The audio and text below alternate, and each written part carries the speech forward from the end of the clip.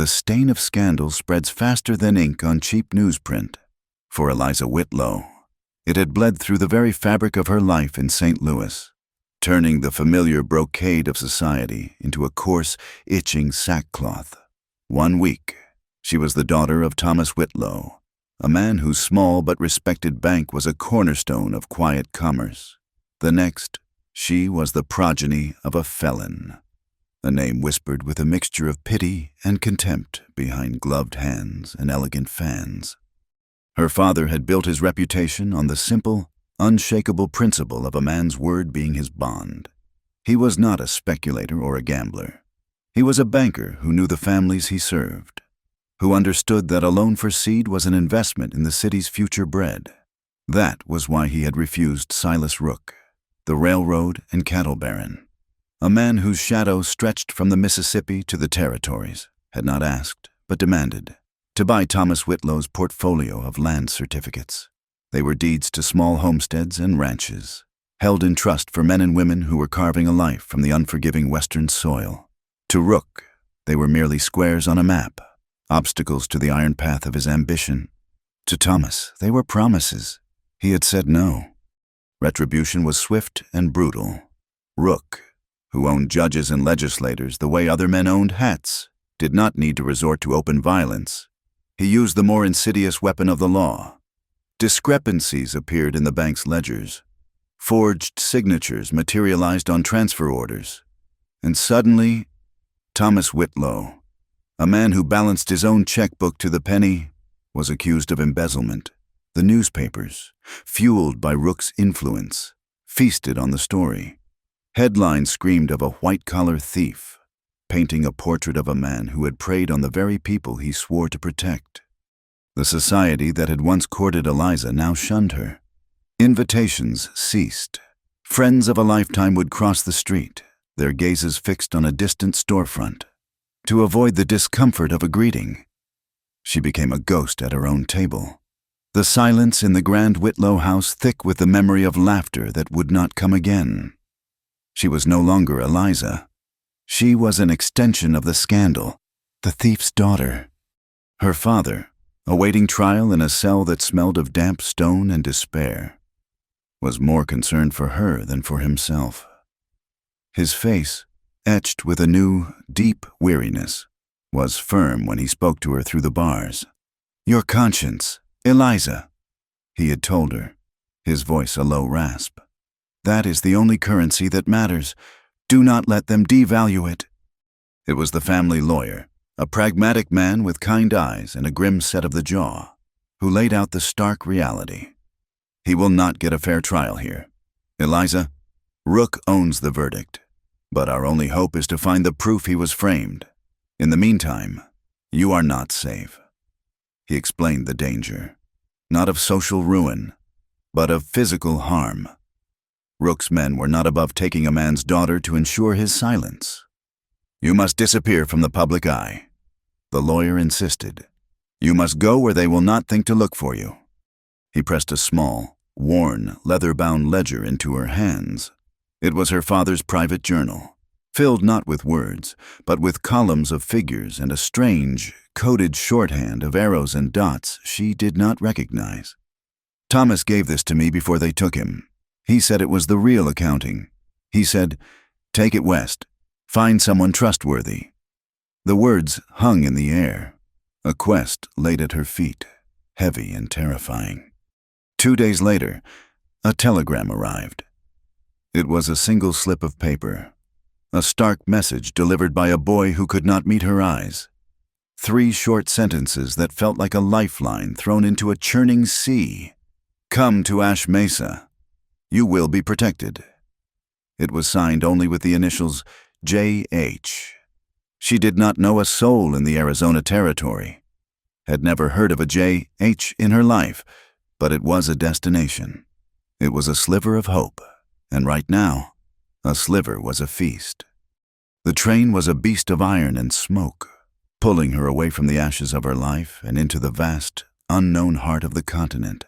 It rattled and swayed, a constant, lurching rhythm that matched the turmoil in her chest.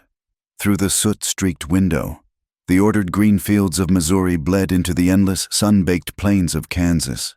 The world grew larger, emptier, the sky a dome of brilliant, indifferent blue. She passed the hours lost in memory. Her mother had passed when she was just a girl, a fading scent of lavender and a portrait with kind, sad eyes. It had been her father who raised her, taking her to the bank on Saturdays, letting her play with the heavy coin sorters and showing her the elegant logic of a balanced sheet. Keeping your conscience, he used to say, ruffling her hair, is just like keeping your balance on the polished floor of a bank. It requires attention, a firm footing, and the knowledge that one wrong step can send everything tumbling. Now, everything had tumbled, and she was the one left trying to find her footing. The west revealed itself in degrees. The air that filtered through the open window lost its dampness, growing dry and hot, carrying the scent of dust and distant sage. The sun was a white, blinding force, bleaching the color from the landscape. Great. Spined saguaro cacti began to appear, silent sentinels with arms raised in a permanent state of surrender or prayer. High above, a hawk drew lazy circles against the sky, its sharp eyes scanning the red, cracked earth below. There was a severity to this land, a stark honesty that St. Louis, with its veiled insults and polite cruelties, had lacked out here. Danger did not hide behind a courteous smile. It announced itself with the rattle of a snake or the glint of the sun on a distant rifle barrel. In the dining car, amidst the clatter of silverware and the low murmur of conversations, she felt eyes upon her. He was a man with a thick, untamed beard and mutton-chop sideburns, his face weathered into a permanent scowl. He was not looking at her with interest, but with a flat, predatory assessment. While other passengers swayed with the motion of the train, he sat unnervingly still, a spider in the corner of a web. He never approached, never spoke. He just watched. A cold knot of fear tightened in Eliza's stomach. This was not the random gaze of a stranger. It was the calculated observation of a hunter. The train hissed to a stop at a small, dusty depot, a mere wooden shack in the middle of nowhere. A few passengers disembarked, and a family of homesteaders climbed aboard, their face covered in the fine red dust that seemed to permeate everything. The woman, her hands chapped and her eyes weary, sat across the aisle from Eliza. She spoke in a low, bitter tone to her husband, but her voice carried in the quiet car. "Rook's Railroad took another 100 acres, she said, bouncing a fretful baby on her knee. Just laid the track right through Miller's pasture. Said the government grant gave him the right, didn't pay a cent. The man's a plague. He swallows up the land and leaves good folks with nothing but dust." Her words were a chilling echo of her own family's ruin, a confirmation that the serpent of Silas Rook had coils that stretched far and wide, crushing the small and the honorable beneath its weight. The night before she was to arrive in Ash Mesa, Eliza could not sleep. The rhythmic clack of the wheels on the track was a countdown to a future she could not imagine. She sat in the darkness of her small compartment, the worn leather of her father's ledger cool against her fingers. She had no plan beyond stepping off the train. The mysterious JZH was a phantom, a wisp of a promise. She would find a room, seek quiet work, and try to decipher the coded secrets in the book she held. She would be invisible. She would be a ghost, haunting the edges of a strange town until she could find a way to restore the honor of her family's name. She whispered a promise to the darkness, a vow to herself. She would survive this. She would be quiet, cautious, and draw no attention. She would fold herself into the landscape until the danger passed. She held the ledger to her chest, a fragile shield against the world, entirely unaware that destiny, in all its complicated and surprising forms, was already waiting for her on the wind-scoured platform of the Ash Mesa Depot. A long, mournful blast from the locomotive's whistle cut through the ceaseless wind. Announcing their arrival, Eliza pressed her face to the glass, peering out as the train slowed, its rhythmic clatter giving way to a grating squeal of steel on steel. Ash Mesa Depot emerged from a swirling curtain of red dust. It was little more than a sun-bleached wooden building with a wide, covered platform. The sign bearing its name was tilted, its letters faded by a sun that seemed to hold a personal grudge against all things painted. The platform was a microcosm of the territory. A handful of lumberjacks, broad-shouldered and smelling of pine sap, leaned against the depot walls. Cowboys with dust-caked hats and jingling spurs watched the train with lazy curiosity. A few Native American women sat quietly on blankets, displaying intricately beaded moccasins and clay pots for sale. Near the entrance to what must have been the station's small cafe, a stout woman with her arms crossed over her apron shook her head at the wind, as if it were a disobedient child. The entire scene was raw, windswept, and utterly devoid of the manicured civility of St. Louis. And then she saw him. He was standing at the far edge of the platform, slightly apart from the others, as if the space around him were his own jurisdiction. He was tall, with the lean, hard build of a man accustomed to long days in the saddle. He wore the simple, practical clothes of the West, but a silver star pinned to his vest caught the harsh sunlight. A sheriff. But it was not the badge that held her gaze. It was what he held in his hand, a small, tightly gathered bouquet of wildflowers. They were a burst of defiant yellow and purple against the monotonous brown of the landscape, an impossible splash of tenderness in a place that looked as if it had forgotten the meaning of the word. The sight was so incongruous that it rippled through the small crowd. A whisper started, passed from a cowboy to a lumberjack, then to the woman in the apron, whose eyebrows shot up in amusement. The sheriff waited at the train station with flowers in hand. The words traveled like a spark on the dry prairie grass, igniting small fires of speculation in the eyes of everyone who heard them. A pair of grimy-faced children, chasing a loose tumbleweed, picked up the phrase and began to chant it in a sing-song voice, a strange, impromptu nursery rhyme for this strange, dusty town. The train jolted to a final stop, with a deep breath that did little to calm the frantic beating of her heart. Eliza gathered her satchel, the worn ledger a heavy weight inside it. She descended the steep metal steps, her city shoes feeling flimsy and foolish on the gritty wooden planks. The wind immediately snatched at her, pressing her skirts against her legs and whipping loose strands of hair across her face. She pushed them away, her gaze sweeping the platform for the phantom initials J.H., for any sign that she had not journeyed into this wilderness on a fool's errand. Her eyes landed on the sheriff again, and this time he was looking directly at her. His face was weathered, his eyes a startlingly clear gray, the color of a winter sky. They held a steady, unreadable expression. As she stood there, frozen by uncertainty, he began to walk toward her, his stride unhurried and confident. He stopped a few feet away, the wildflowers a fragile barrier between them.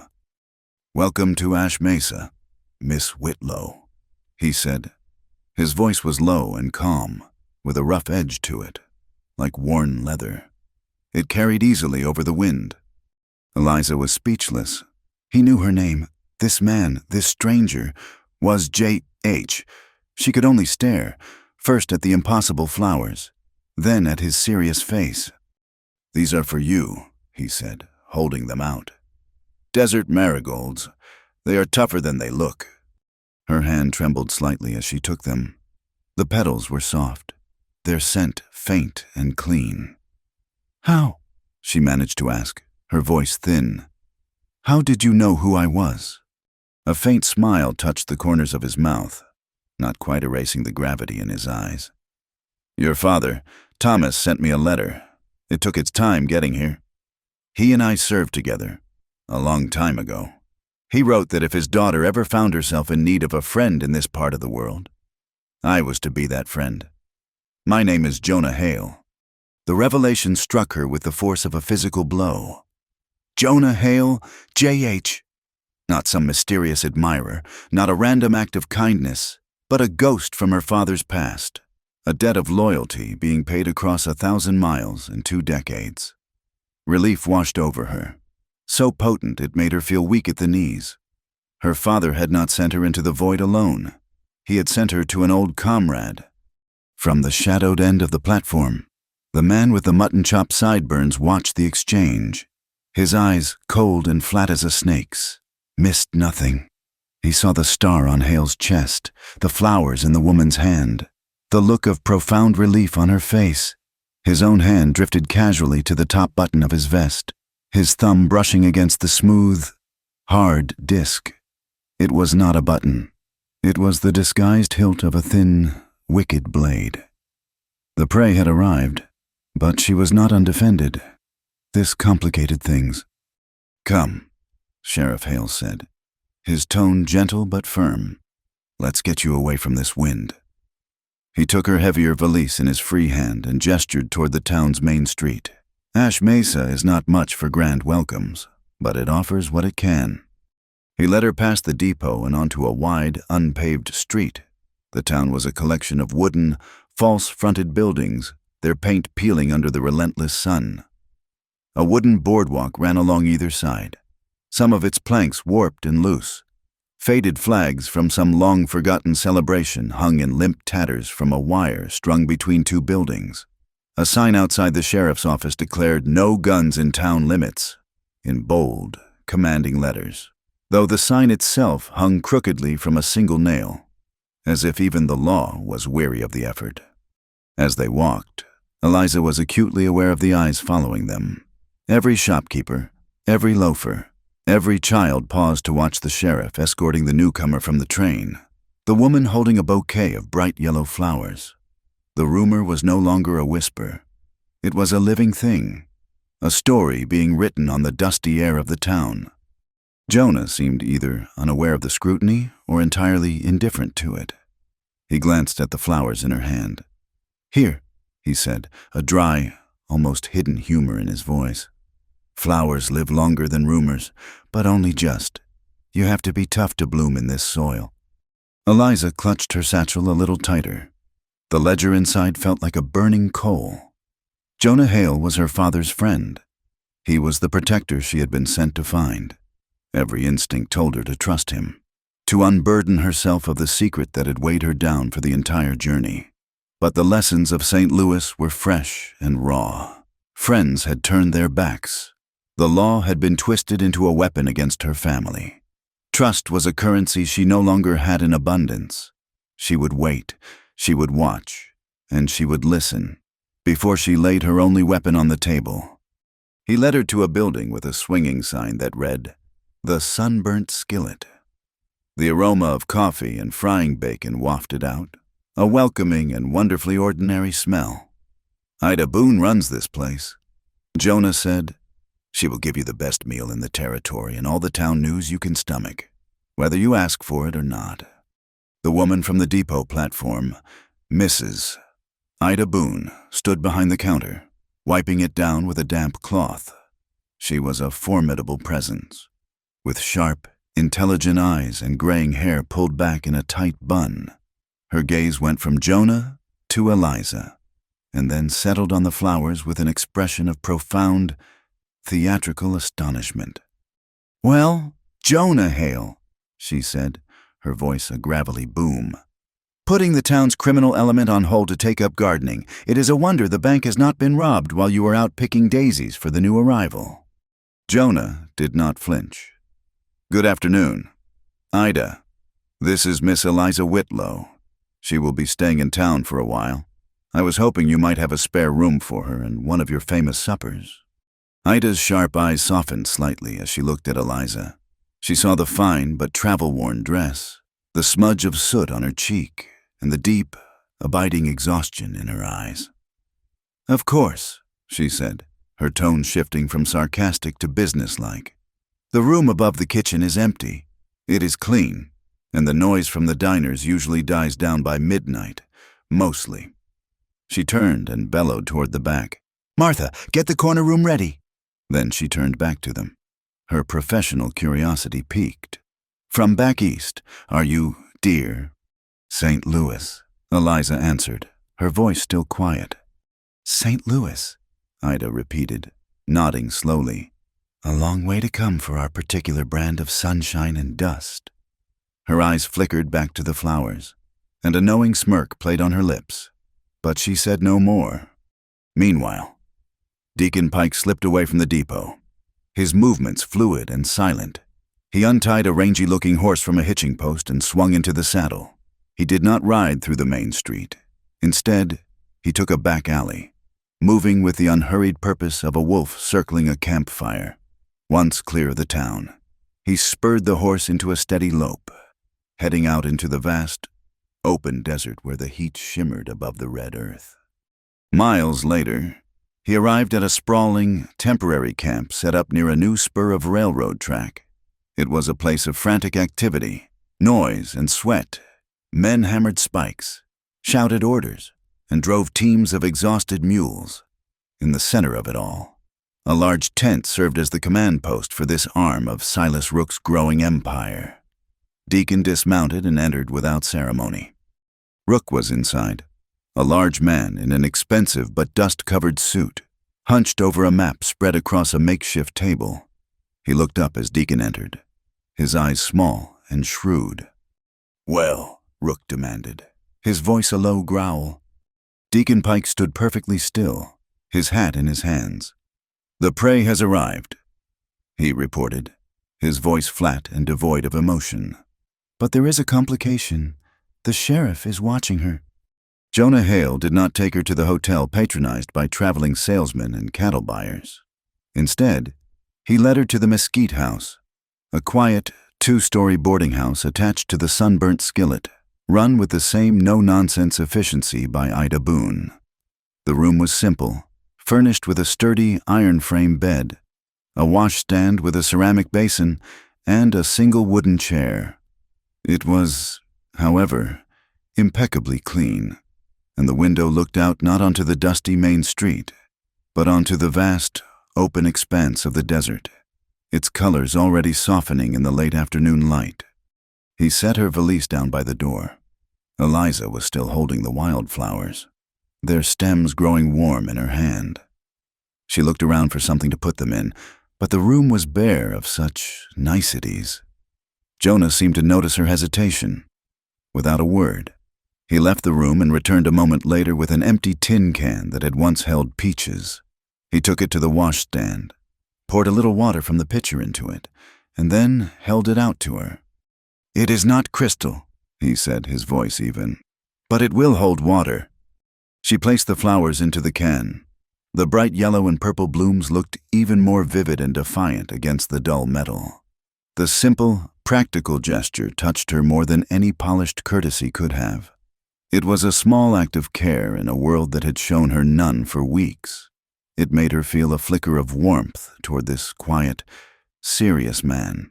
But the caution, learned at such a high price in St. Louis, remained a shield around her heart. The next morning, Eliza found Ida Boone in the kitchen, kneading a mountain of dough with formidable strength. Before the woman could ask any probing questions, Eliza made a proposal. "Mrs. Boone," she began, her voice steady, "I need to earn my keep. I can cook, and I am very good with accounts." Ida stopped kneading, wiping a floury hand on her apron as she appraised Eliza with a shrewd gaze. She saw no hint of the helpless, fragile city girl she might have expected. She saw resolve. "The last girl I had helping me could not tell a ledger from a laundry list, and she burned water," Ida stated bluntly. "The kitchen gets hotter than the Devil's Forge in the summer. The books are a mess of credit scrawled on scraps for miners who might not pay until kingdom come. You still want the job?" "Yes," Eliza said without hesitation. And so, she began her new life. The rhythms of Ash Mesa were dictated by survival. She learned that water was a precious commodity, drawn from a deep, communal well and used sparingly.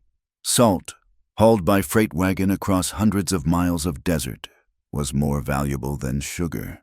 The wind was a constant presence, a living entity that scoured the paint from buildings, drove dust into every crevice, and could slice through a thin shawl like a knife. She proved her worth quickly. Her experience at her father's bank made sense of Ida's chaotic accounting. She created a system, her elegant script a stark contrast to the rough scrawls of the miners and cowboys. In the kitchen, she moved with a quiet competence, her biscuits light, her stews savory. She learned to listen, absorbing the cadence of the town through the snippets of conversation that flowed through the diner. While Eliza found her footing, Jonah was consumed by his own puzzle. For months, ranchers in the surrounding territory had been losing small numbers of cattle. It was not the work of a large, organized ring of rustlers, but something more insidious. A calf here, a young steer there. The tracks were always confusing. He spent a day riding out to the Harding Ranch, the latest to report a loss. He squatted by a set of hoof prints near the railroad line that cut through the rancher's property. The prints were small, calves, and they ended abruptly by the tracks. There were no signs of a struggle, no tracks of horses driving a herd. It was as if the animals had simply vanished into thin air. He stared at the iron rails, a cold suspicion beginning to form. They were being loaded, one or two at a time in the dead of night, onto a slow-moving freight car. That evening, in the quiet of her small room, Eliza took out her father's ledger. The flickering lamplight cast dancing shadows on the pages filled with his cryptic notations. She had studied them on the train until her head ached, but they remained an indecipherable code. This time, however, something snagged in her memory. In the corner of the depot office, she had seen a chart tacked to the wall, a list of telegraph codes for the various stations along the line. She remembered the patterns of dots and dashes. With trembling fingers, she turned to a fresh page in her own small notebook and began to copy down her father's symbols. An arrow pointing right, followed by 3 dots. An arrow pointing left, followed by a dot and a dash. She stared at her own transcriptions, and then it struck her. The arrows indicated direction, east or west. The dots and dashes were not random. They were a form of Morse code. Her heart began to pound. She worked feverishly, cross-referencing the symbols with the few telegraph codes she could remember seeing. The patterns began to resolve into names, into destinations. Money, disguised as routine bank transfers, was being moved. And the final destination, recurring again and again, was a holding fund for the Rook Western Railroad expansion. It was here, the proof, the thin, undeniable thread of accounting that connected her father's ruin to the wealth of Silas Rook. Her first impulse was to run, to find Jonah Hale and show him everything. He was her father's friend. He was the law. He would help her. She stood up, the ledger clutched in her hand, and took a step toward the door. But then, the low murmur of voices from the diner below drifted up through the floorboards. A handful of weeds for the new girl.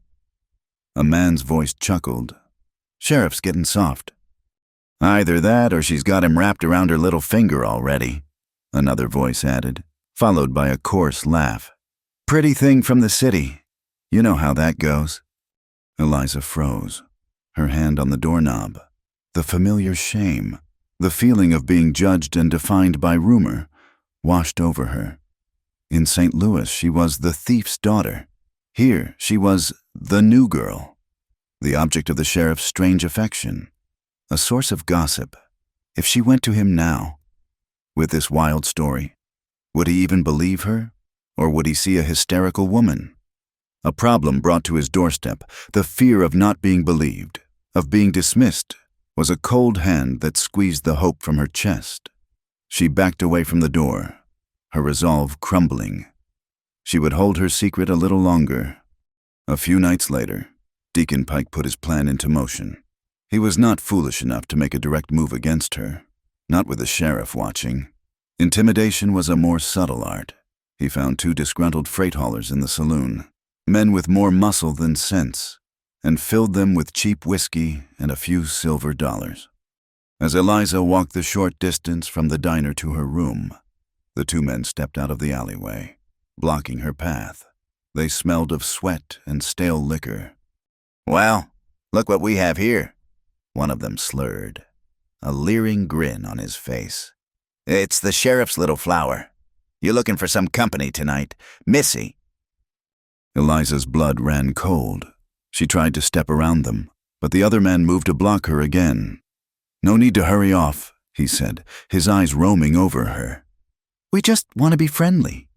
They did not touch her, but their presence was a suffocating physical threat. Her path was blocked, the street was dark and empty, and her heart hammered against her ribs. "The wind's foul tonight. Best get home." The voice was quiet, almost conversational, but it cut through the tense air like a razor. Jonah Hale stepped out of the shadows of the building across the street. He did not draw his weapon. He did not raise his voice. He simply stood there, his gray eyes fixed on the two men, his presence radiating an aura of absolute, unshakable authority. The two drunks sobered instantly.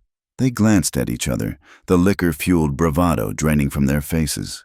"Just making conversation, Sheriff," one of them mumbled, taking a step back. "Your conversation is over," Jonah said.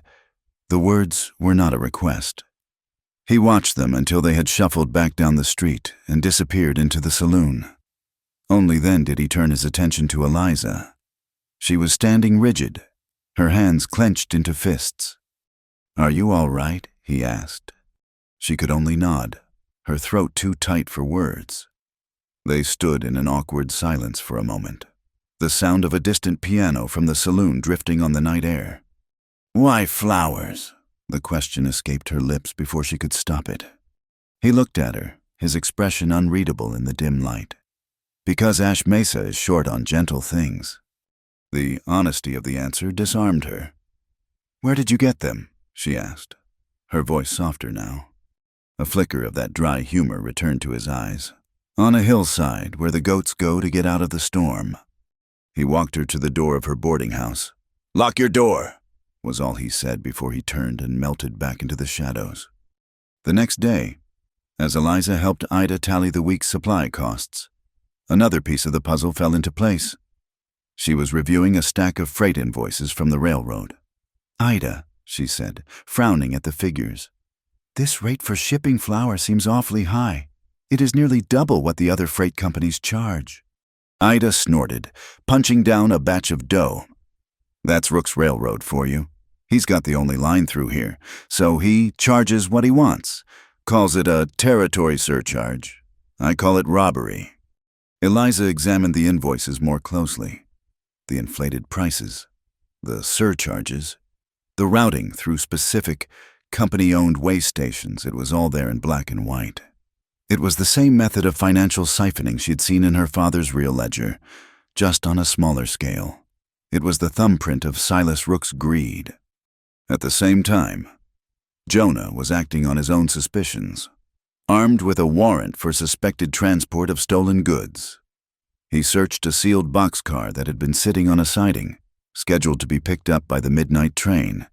Inside, beneath a pile of dusty tarps, he found what he was looking for, a small holding pen, and on the floor of the car, half hidden in the straw, was a short leather strap, the kind used for tying a calf's legs.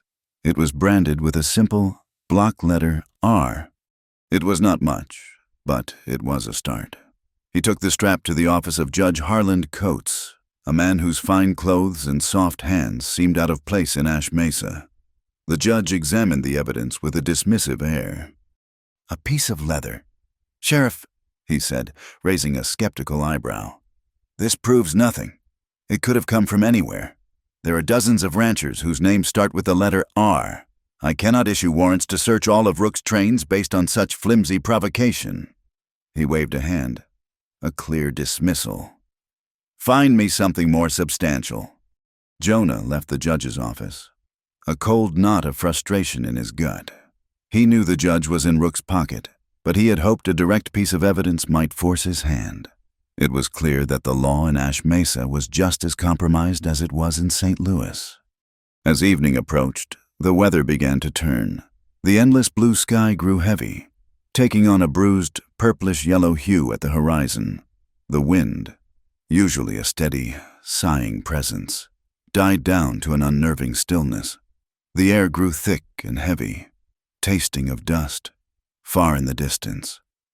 A low rumble echoed across the desert floor, a sound that was not quite thunder. A sandstorm was coming. It was a dark omen, a promise of natural fury that mirrored the brewing storm of secrets and violence in their small, isolated town. The quiet did not last.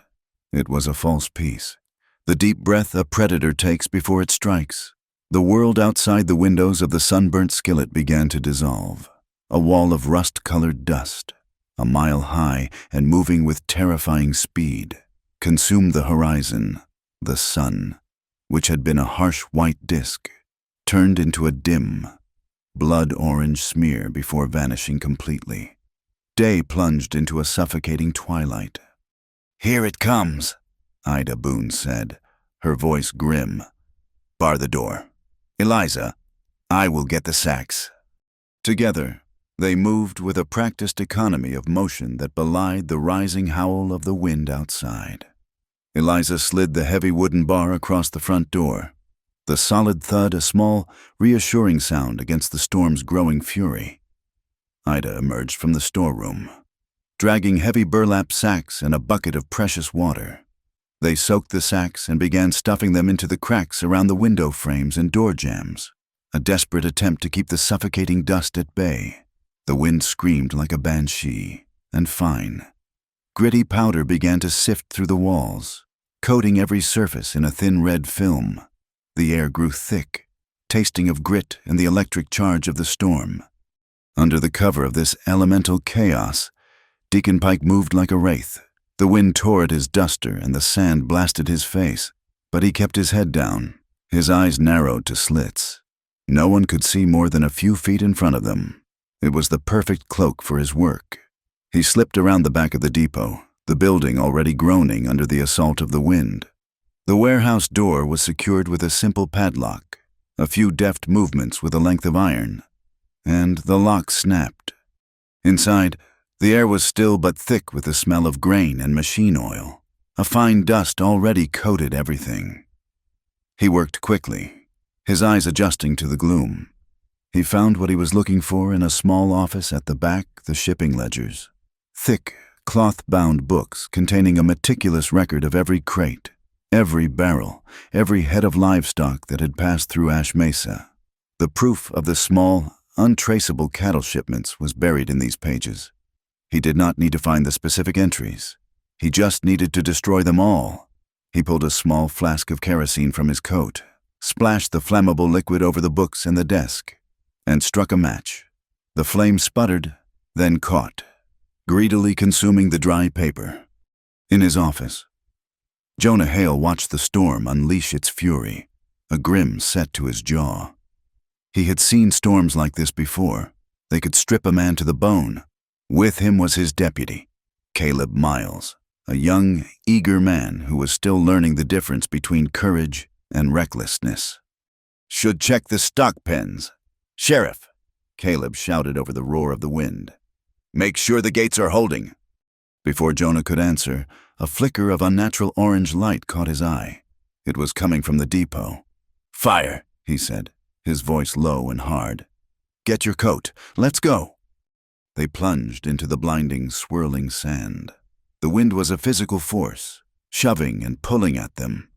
Grit filled their eyes, their mouths, their lungs.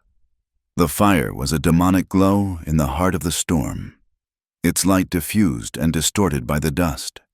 As they neared the warehouse, a figure burst from the side door, a dark shape against the orange light. "Halt, Sheriff's office," Jonah yelled, but his voice was swallowed by the wind. The figure, Deacon, did not hesitate.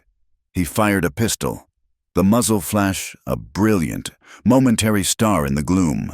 The shot went wide, but it was not meant to hit them. It was meant to cover his escape. Jonah and Caleb drew their own weapons, but aiming in the maelstrom was impossible. Deacon vanished into the swirling curtain of sand. Jonah gestured for Caleb to circle around one way while he went the other, a desperate attempt to corner their man. He moved by instinct, his hand over his face, his eyes straining to pierce the gloom. He nearly stumbled over Deacon, who had pressed himself flat against the side of a stationary boxcar. Deacon lunged, not with a gun, but with a long, gleaming knife. In her room above the kitchen, Eliza heard the gunshot. It was a flat, cracking sound, distinct from the howl of the wind and the groaning of the old building. It was a sound of human violence. Every instinct screamed at her to stay inside, to lock the door and hide, but another, deeper instinct took over. The thought of Jonah out in that storm, facing a danger meant for her, propelled her into action. She grabbed the storm lantern from her bedside table, its glass chimney protecting a single, steady flame. She did not think. She just moved. The force of the wind nearly tore the door from her hand as she fought her way outside. The storm was a nightmare made real, a world without shape or direction. But she had the lantern. She held it high, a tiny, fragile beacon against the overwhelming chaos. Its light was feeble, cutting only a few feet into the swirling dust, but it was a point of focus, a speck of hope in the heart of the tempest. Jonah saw the light first, a faint, wavering glow moving through the storm. For a second, he was disoriented, thinking it was a reflection from the fire. Then he realized it was moving toward them, toward the fight, toward him. The distraction cost him. As he glanced toward the light, Deacon's knife sliced through the air. Jonah twisted away, but the blade was wickedly sharp. It caught him on the left forearm, a searing line of fire from his wrist to his elbow. He grunted in pain, stumbling back, his pistol slipping from his sandy grip. Deacon pressed his advantage, lunging again. The knife aimed for Jonah's chest, but the lantern light was closer now. Eliza, her face pale and her eyes wide with terror, held it aloft. The light fell directly on Deacon's face, momentarily blinding him. It was all the time Jonah needed. He brought his right arm around in a powerful blow, catching Deacon squarely on the jaw. The man staggered back, spitting a curse, and then, seeing his chance was lost, he turned and fled, disappearing once more into the suffocating darkness. Jonah leaned against the boxcar, breathing heavily, the pain in his arm a hot, throbbing reality. Blood was soaking his sleeve, dripping from his fingertips onto the sand. Eliza rushed to his side, her face a mask of concern. "You are hurt," she said, her voice shaking but clear. "It is just a cut," he said through clenched teeth. But even in the dim light, they could both see it was more than that. It was deep. Without a word, she set the lantern down at their feet. She reached into the pocket of her dress and pulled out a small, folded square of white linen, embroidered with a delicate blue forget-me-not in one corner. It was her mother's handkerchief, the only tangible thing she had left of her. She had carried it with her for years, a soft, private token of a lost love. Now, without a second's hesitation, she unfolded it and began to wrap it tightly around Jonah's bleeding arm. The fine linen immediately began to soak through with red. She tied the knot, her fingers sure and steady despite the chaos around them. He watched her, his gray eyes intense. In that moment, as she sacrificed her most precious memento to staunch his wound, a silent promise was forged between them, sealed by the blood soaking into the fabric. Caleb ran up then, his face streaked with dust. "He is gone. Sheriff, vanished. It is like trying to catch smoke in a hurricane." Jonah nodded, his gaze still on Eliza. "Let's get back inside." As they turned to leave, Eliza's foot hit something small and hard on the ground. She bent down, her fingers closing around a piece of stiff, torn cardstock. It was a fragment of a railroad ticket.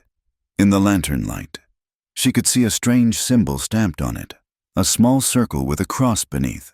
It was a symbol she recognized instantly. It was one of the recurring notations from her father's ledger. The storm blew itself out by dawn, leaving behind a world remade. The town of Ash Mesa was buried. Drifts of fine red sand were piled against buildings, covering the boardwalks and filling the street.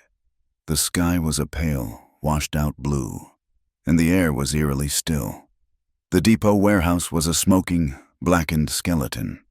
As the townspeople emerged to survey the damage, a new storm began to brew, one of fear and suspicion. They gathered in small, murmuring groups, their eyes turning toward the sheriff's office, and then toward the sunburnt skillet. Trouble started when she arrived. One man grumbled, shoveling sand from his doorway. "And the sheriff," his wife added, her voice sharp with anxiety. "Spending his time with her instead of watching the town. Now look, the depot burned. And who knows what else?" The prejudice was a palpable thing, an ugly mood that settled over the town along with the dust. Jonah, his arm in a makeshift sling Eliza had fashioned, stepped out onto the boardwalk. The crowd fell silent, their accusing eyes on him. He met their gazes without flinching, his face calm and unreadable. "I know this was a bad night," he said, his voice carrying in the quiet air. "And there is a lot of work to do. But the fire was not an accident. It was set to cover a crime."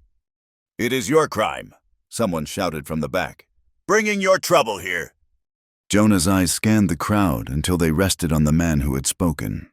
A small, tight smile touched his lips, a flash of the dry humor that was his shield and his weapon. "I collect flowers," he said calmly, "not storms." A few people near the front shifted uncomfortably. A nervous chuckle rippled through the crowd. The simple, absurd statement had pricked the balloon of their collective anger. Letting some of the tension hiss out, it was not an answer, but it was a deflection, and it gave them a moment to remember the quiet, steady man who had been their law for years. Later that day, Eliza went to him. She found him in his office, staring at the piece of branded leather on his desk. She closed the door behind her and, without a word, placed her father's worn ledger on the desk next to it. Then she set the torn piece of ticket on top of the ledger. He looked from the ticket to the book, then up at her. His gray eyes were asking the question he did not speak. "My father was framed by Silas Rook," she said, her voice low and steady. "This book is the proof. It is an accounting of how Rook has been laundering money through his railroad, using the same inflated shipping rates you see here, and moving stolen assets.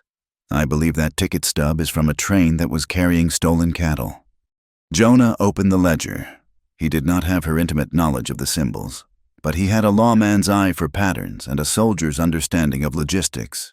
He saw the routes, the timelines, the figures that did not add up. He saw a map, not of the Arizona Territory, but of a criminal enterprise. He finally understood. The flowers, the watchful protection, it was not just about a promise to an old friend. It was about a war that had followed her here.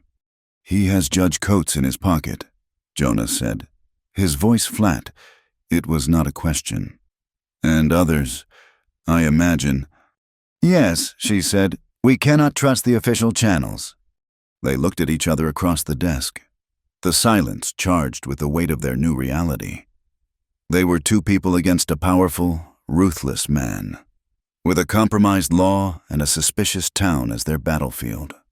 "We will have to do this ourselves," he said, "and we have to do it quietly. In public, we can barely speak. Too many eyes are watching. But at night, you will come here. We will go through this book, page by page. We will find a weakness." She nodded, a wave of profound relief washing through her. She was no longer alone with her terrible secret. She had found her trustworthy man. For the next week, they lived a double life. By day, Eliza worked at the diner, serving meals and keeping the books, enduring the cold stares and whispered comments of the townsfolk. Jonah went about his duties, calm and methodical, speaking to her only in brief, formal greetings if they passed on the street. But every night, long after the town was asleep, she would slip out the back door of the kitchen and make her way through the dark alleys to the sheriff's office. There, by the light of a single lamp, they worked. They deciphered the codes, cross-referenced the dates, and slowly, a clear picture of Rook's operation began to emerge. They discovered the phantom cattle shipments were being routed through a place called Canyon Spur, an old, abandoned branch of the railway line that cut through a series of narrow, winding canyons miles from town. It was the perfect place for a secret operation. "This is it," Jonah said late one night, his finger tracing the route on a map. "This is where he loads the cattle. This is his weak point." Eliza looked at the map, then at his face, illuminated by the warm lamplight. "What do we do?" "We set a trap," he said, his voice a low, dangerous growl. "We go to Canyon Spur, and we wait." The plan to ambush them was set in motion. "If you are going to be out here," Jonah said, his voice as flat and steady as the landscape, "you need to know how to use this." He laid the pistol on a flat-topped rock. It was a Colt Peacemaker, its metal a dull, functional gray, its wooden grip worn smooth by his hand. To Eliza, it looked like a viper sunning itself, beautiful and deadly. They were in a dry wash a few miles from town, the high, sandy banks muffling any sound, the air still and hot. She reached out and touched it. The steel was cool, heavier than she'd imagined. It felt alien in her hand, a tool of final, brutal accounting. In St. Louis, a woman's weapon was a sharp word or a cutting remark. Here, it was 6 pounds of steel and lead. "I have never held a firearm before," she admitted, her voice a near whisper. "I know," he said. He showed her how to open the loading gate, how to ease the hammer back. His hands were large and calloused, but his movements were surprisingly gentle and precise as he guided her own. There was no romance in his instruction, only a grim practicality. This was a lesson in survival. Nothing more. "The kick will surprise you," he warned, stepping back. "It will want to jump. Your job is to tell it no. Keep your wrist as steady as when you balance a ledger." The comparison brought a ghost of a smile to her lips. She raised the heavy pistol, aiming at a tin can he had placed on a distant sagebrush. She squeezed the trigger. The explosion was a physical shock, a deafening roar that slammed into her, and the gun bucked in her hand like a living thing. The can remained untouched. Her ears rang, and the smell of sulfur filled the air. She lowered the weapon, her arm trembling. "I missed." "Everyone misses the first time," he said, his voice maddeningly calm. "Breathe, squeeze, do not pull. Try again." She did, and again, by the end of the hour. Her arm ached and her ears buzzed. But the can had a neat hole punched through its center. She had not become a gunslinger, but she was no longer entirely defenseless. A small, hard kernel of confidence had formed within her. A few days later, under the pretense of checking fence lines, he took her riding. He did not take the main trail, but led her up a winding path into the low, sun-baked hills. The landscape was stark, but possessed a fierce, wild beauty. The spiny arms of ocotillo cacti were tipped with fiery red blossoms. A pair of ravens circled high overhead, their calls like the notes of a crooked trumpet. He finally reined in his horse on a high, wind-swept ridge. The ground was dotted with the stubborn, brilliant yellow of desert marigolds. "Sunflower Ridge," he said, gesturing with his chin. "This is where I got them." They dismounted, letting the horses graze on the sparse grass. For a long while, they stood in a comfortable silence, looking out over the vast expanse of the territory. Ash Mesa was a small, dusty smudge in the distance. Eliza reached into her pocket and touched the smooth, folded linen of her mother's handkerchief. She had washed the blood from it, but a faint, rusty stain remained in the fibers, an indelible mark of the night of the storm. "My mother embroidered this," she said softly, not looking at him. "She loved flowers. She tried to keep a garden in St. Louis, but the city soot always seemed to choke everything. She would have liked this place." Jonah was quiet for so long that she thought he had not heard her. When he finally spoke, his voice was rougher than usual. "I had a wife, Mary. We came out here in '83. We were going to build a ranch. She was taken by the fever. In the winter of '85, there was no doctor close enough. There was nothing I could do." The words were stark, delivered without a trace of self-pity. But they opened a window into the profound sadness that lived behind his quiet gray eyes. She finally understood his reserve, the wall of silence he kept around himself. It was not coldness, it was a fortress built around an old and terrible wound. He was a man who knew, in the most intimate way, that some things could not be fixed, no matter how much you wanted them to be. Their strange partnership deepened in the quiet moments. During their nightly sessions in his office, poring over the ledger, her hand would sometimes brush against his as they both reached for the map, a fleeting contact that sent a surprising warmth through her. One night, she brewed a pot of coffee on his small stove. It was strong and bitter, the way the cowboys liked it. He took a sip, and his face contorted in a comical expression of surprise and distaste. Eliza, seeing the stern sheriff undone by a cup of coffee, let out a genuine, uninhibited laugh. The sound startled them both, a bright, foreign noise in the dusty, lamp-lit room. He looked at her, and for the first time, she saw a real, unguarded smile in his eyes. Their investigation grew more daring. Jonah hired an old, half-deaf prospector, a man no one paid any mind, to sit by the depot and discreetly note the numbers of the freight cars on every train that passed through. And acting on a hunch, they sought out the help of an old Navajo man named Silao, who lived a hermit's life in the hills.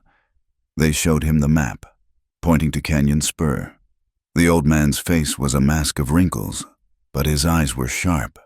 He studied the map, then traced a finger along a series of faint, dotted lines that were not on any official survey. The people have always known other ways, he said in his slow, deliberate English. Ways the rock remembers. I can show you a path, high up, a place to watch where you will not be seen. The night before they planned to scout the trail Silao had shown them, Jonah met her at the back of the kitchen. He pressed a small, flat object into her hand. It was a piece of mesquite wood, sanded smooth. He had carved it into the shape of his sheriff's badge. In the center, he had crudely but clearly etched 3 initials, J-E-W, Jonah, Eliza, Whitlow. "What is this?" she whispered, her fingers tracing the letters. "So you remember you are guarding this place, too," he said simply, before turning and disappearing into the night.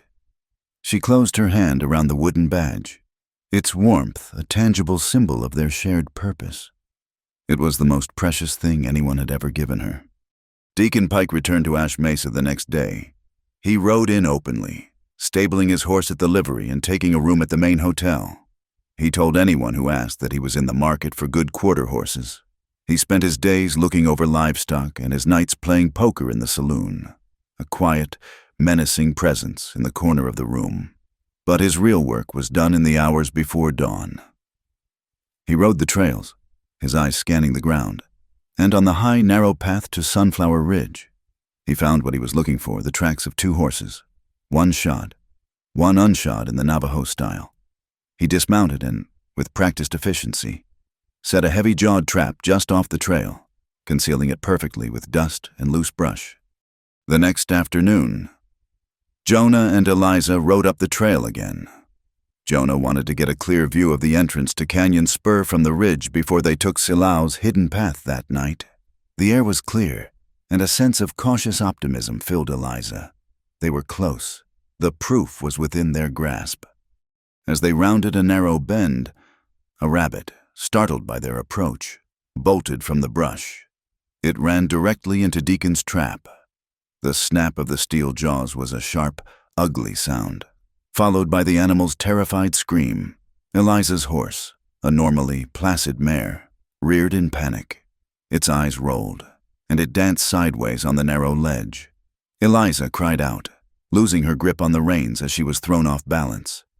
For a heart-stopping second, she was airborne, the ground rushing up to meet her. Then, Jonah was there. He had moved with incredible speed, throwing himself from his own horse, his arm wrapped around her waist like a band of iron, pulling her from the saddle and crushing her against him as her horse scrambled for footing. They landed in a heap on the dusty trail, a tangle of limbs. Eliza was pressed against the solid wall of his chest, his arms holding her in a desperate, protective embrace. She could feel the frantic beating of his heart against her own, smell the scent of sun and leather and dust that clung to him. The moment was one of pure, instinctual survival, a raw, unthinking reaction to mortal danger. It was over in a second, but the feeling of his strength, the absolute certainty that he would not let her fall, lingered. He helped her to her feet, his hands steady on her arms. "Are you all right?" he asked, his voice tight with a fear he could not conceal. She nodded, too shaken to speak. She looked down at the trap, at the mangled rabbit, and a cold understanding washed over her. It was not an accident, it was a warning. Jonah's hat had been knocked off in the fall. It tumbled end over end down the steep slope, coming to rest in a patch of prickly pear cactus far below. He stared after it, his face grim. The brief, shared moment of terror slowly receded, replaced by the absurdity of the situation. A shaky laugh escaped Eliza's lips. "It seems," she said, her voice still trembling slightly, "that you can keep your flowers, but you cannot keep your hat." He looked at her, and the tension in his face finally broke. A low chuckle rumbled in his chest. "Fair enough," he said. The shared laugh, born of relief, solidified their bond more than any spoken words could have. They did not go back to town. Instead, they tethered their horses and continued on foot, climbing the rest of the way to the ridge's crest. As twilight fell, they settled into a small outcropping of rocks, the spot Silao had described, which gave them a perfect, hidden vantage point over the entrance to Canyon Spur. They waited. The sun set, painting the sky in strokes of fiery orange and deep purple. The stars began to appear, cold and brilliant in the black, velvety sky. The new moon was a pale, thin sliver, offering almost no light. It was on a night just like this, according to her father's ledger, that the shipments were made. Hours passed. The desert grew cold, just as Eliza was beginning to think they had been wrong. She saw it, a single, faint light, like a lone firefly, appeared deep within the canyon. Then came a low, groaning sound of metal on metal. Slowly, a dark shape began to emerge from the mouth of the spur. It was a short train, just an engine and 2 boxcars, moving without lights, a ghost on the rails. It crept onto the main line and then, with a hiss of steam, began to pick up speed, heading east into the darkness. Jonah lowered the pair of binoculars he had been holding. "There it is," he whispered, his voice filled with a grim satisfaction. "There is your living proof." Jonah Hale believed in the law, even when he did not believe in the men who administered it. The next morning, he walked into the office of Judge Harland Coates, his face set like stone. In his hands, he carried not a weapon, but a meticulously organized file.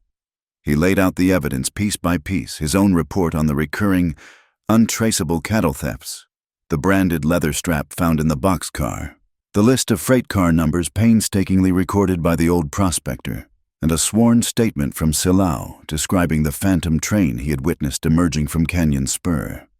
"This is more than suspicion now, Judge," Jonah said, his voice level. "This is a pattern. It is a conspiracy to transport stolen property on the Rook Railroad line. I need a warrant to search every train coming out of that spur and to question Rook's foreman." Judge Coates leaned back in his plush leather chair, a picture of judicial contemplation. He steepled his soft, manicured fingers and peered at the documents as if they were an unpleasant odor. "Sheriff, this is all very compelling, in a rustic sort of way," he said, his tone condescending. "However, these are serious accusations against one of the territory's most prominent businessmen. We must adhere to the proper procedure. I will need to take these documents under advisement. Consult the territorial statutes." He waved a dismissive hand. "It will take time. Procedure, you understand?" "While you are following procedure," Jonah said, his voice dangerously quiet. Men are being robbed. How much time do you need to read a single page of evidence? The wheels of justice turn slowly. Sheriff, but they grind exceedingly fine, the judge said, offering a smug, practiced smile. I will inform you when I have reached a determination. Jonah knew he had been dismissed. He also knew the moment he left the office, a telegraph would be sent to Silas Rook. He had played his hand, and Coates had refused to even acknowledge the game. The true betrayal, however, was much closer to home. That afternoon, as the sun began its long descent, Deputy Caleb Miles slipped out of town. He rode not towards the ranches he was supposed to be patrolling, but to a small, hidden box canyon a few miles away. Deacon Pike was waiting for him, leaning against a rock, chewing on a piece of straw. He knows about the spur, Caleb said, his youthful face a mask of anxiety. He could not meet Deacon's cold, flat stare. He and the woman, they are planning to stake it out tonight. Catch the train as it comes onto the main line. Deacon pushed himself off the rock, his movements slow and deliberate. Do they now? He murmured, a cruel smile playing on his lips. And just where will our brave sheriff be setting his little trap? Caleb swallowed hard, his loyalty to his badge warring with the silver dollars that lined his pockets. The silver won. There is a rock formation, looks like a fist, on the south side of the canyon mouth. He thinks he can see the whole spur from there. Good boy, Caleb, Deacon said, clapping the young deputy on the shoulder with a force that was more of a threat than a gesture of camaraderie. You just make sure you are otherwise occupied tonight. We will handle the welcoming committee. That night, the air in Canyon Spur was cold and still. Jonah and Eliza were positioned behind the formation Caleb had described. It offered a perfect vantage point, just as Silao had promised. Below them, the abandoned tracks gleamed faintly in the starlight. They were armed and they were ready. The hours crawled by in near-perfect silence, broken only by the distant cry of a coyote. Just before midnight, the telltale rumble of the approaching train echoed through the canyon. A single pinpoint of light appeared, growing steadily brighter. But something was wrong. The train was moving too fast, not slowly and quietly as it had before. And as it drew closer, Jonah saw that the two boxcars were not the cattle cars he expected. They were flatbeds, and they were not empty. It is a trap, he hissed, grabbing Eliza's arm. Before they could move, the night exploded. Muzzle flashes erupted from the top of the flatbed cars, and from the rocks on the opposite side of the canyon. Bullets whined past their heads, chipping away at the stone they used for cover. They were caught in a crossfire, pinned down. Their own ambush turned against them with lethal precision. Jonah returned fire, his shots methodical and aimed, but he was hopelessly outnumbered. We have to pull back, he yelled over the din. Up the trail! They scrambled backward, away from the lip of the canyon, the air around them alive with the angry buzzing of lead. Eliza stumbled, her foot slipping on the loose shale. She fell hard, sliding to a stop just inches from the edge of a sheer drop, a black, dizzying void that fell 100 feet to the canyon floor. Deacon Pike rose from behind a rock not 20 feet away, a pistol in one hand, a triumphant sneer on his face. Behind him, several of Rook's men advanced, their own weapons trained on Jonah. Drop it, Sheriff, Deacon commanded, or the lady takes a fall. Jonah's face was a grim mask. He looked at Eliza, her face pale in the starlight, clinging to a scraggly root to keep from sliding further. He looked at the guns aimed at his heart. Slowly, deliberately, he lowered his Colt and let it drop to the ground. Deacon sauntered forward, kicking the pistol away. He stood over Eliza, looking down at her with contempt. You have been a lot of trouble, Miss Whitlow, he said, his voice a low purr. A whole lot of trouble, mister. Rook is a patient man, but his patience has its limits. He nudged a loose pebble with the toe of his boot, watching it disappear into the darkness. Your father, he continued, his voice dropping to a chilling whisper. "We'll stay silent forever if you fall." The threat hung in the cold night air, a promise of utter annihilation for her and her family. But in that moment of pure terror, something inside Eliza solidified. She was not the helpless society girl from St. Louis anymore. She was a woman who had faced down drunks and sandstorms, a woman who had learned to shoot a gun and read a coded ledger. She looked up at Deacon, her eyes blazing with a defiance that surprised them both. Her hand went to the front of her dress, her fingers closing around the small wooden badge Jonah had given her. With a sudden, desperate movement, she lunged upward, not at his gun, but at his face, raking the sharp, carved edges of the wood across his eyes. Deacon roared in pain and surprise, stumbling backward, his hands flying to his face. It was not a disabling blow, but it was a distraction. It was a single, precious second. And a second was all Jonah needed. He launched himself forward like a cannonball, not at Deacon, but at the larger man standing beside him. He hit the man with the full force of his body, sending him crashing into the others. In the ensuing chaos, Jonah grabbed Eliza's hand, pulling her away from the cliff edge and shoving her toward the relative safety of the rocks. Then he turned back to face Deacon, who was blinking away the stars from his vision, his face a mask of pure rage. Before Deacon could raise his pistol, Jonah lunged again, shoving him backward. Deacon lost his footing and tumbled over the side of the trail, not into the deadly canyon, but down a steep, shale-covered slope, landing with a heavy thud in one of the empty, hay-filled flatbed cars below. "Get him!" one of the men yelled, but the moment was lost. Gunshots rang out from the direction of the canyon mouth. "Sheriff, it is me, Caleb," the deputy yelled. "I saw their lights and came as fast as I could." Rook's men, their leader gone and their ambush broken, hesitated.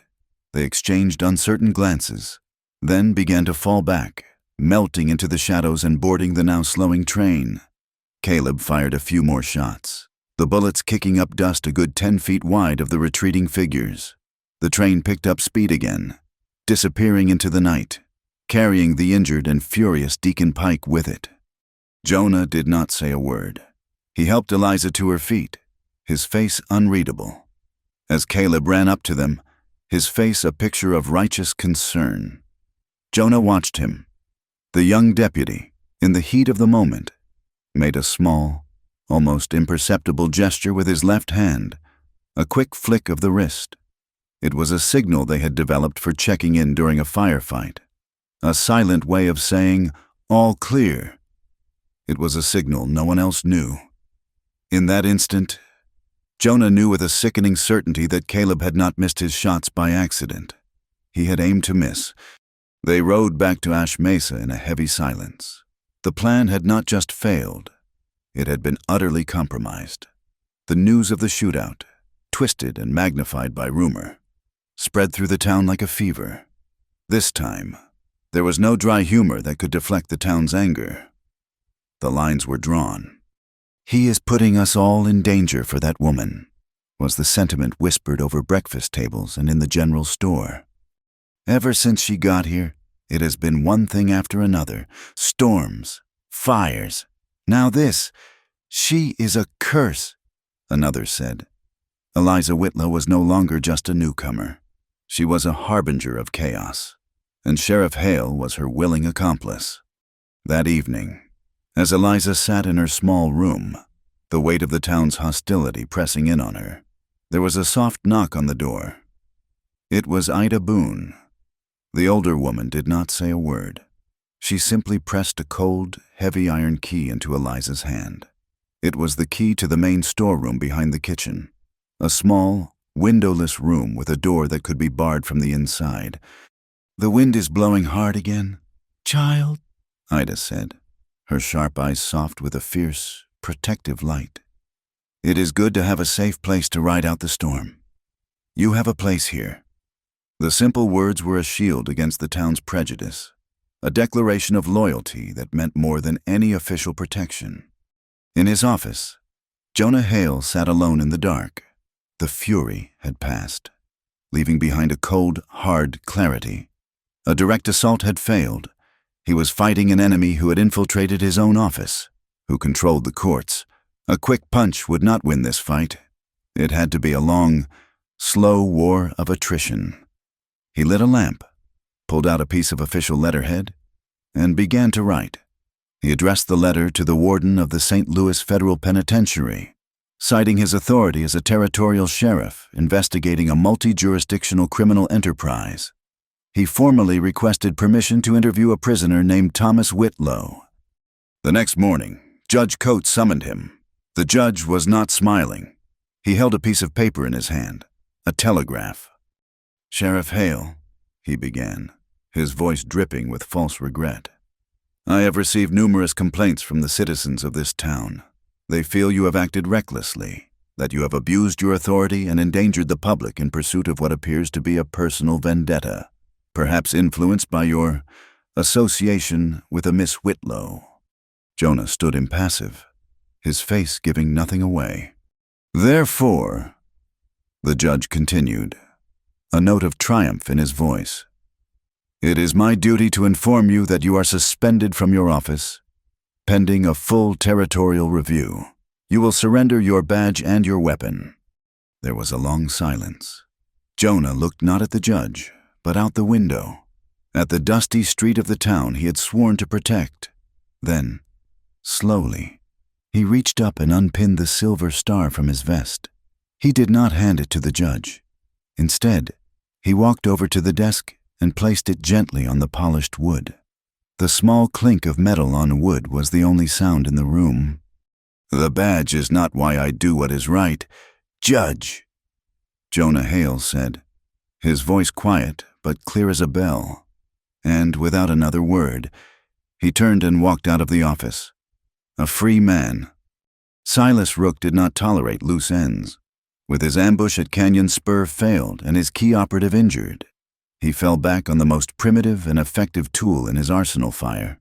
The depot in Ash Mesa was not just a building. It was a library of his crimes, the surviving ledgers, the duplicate freight manifests, the telegraph records. They were all potential witnesses against him. From 100 miles away, he sent a simple one-word telegraph to a hired hand in a town near Ash Mesa, Purge. The fire started late, long after the last lamp in town had been extinguished. It began not with a dramatic explosion, but with a quiet, hungry flicker in the warehouse office. The same one Deacon had failed to properly destroy during the sandstorm. It fed on old papers and dry wooden shelves, growing in confidence until it gnawed its way through the wall and tasted the open air. The wind, always an accomplice in the desert, coaxed the flames upward, wrapping them around the sun-bleached timber of the main depot building. Eliza was not asleep. She was in the small, windowless storeroom Ida had given her a key to, a space that had become her sanctuary. She was mending a tear in her dress by the light of a single candle, her mind replaying the events at the canyon when she first smelled it. It was not the familiar scent of a wood stove or a cook fire. It was the acrid, angry smell of a blaze that was out of control. Then she saw it, a thin ribbon of orange light writhing under the crack of the door.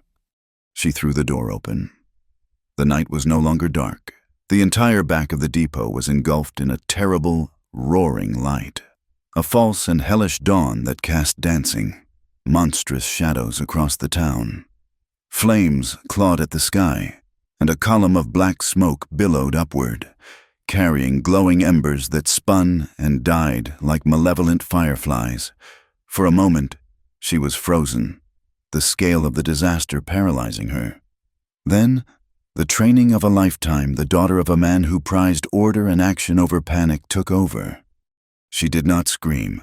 She ran.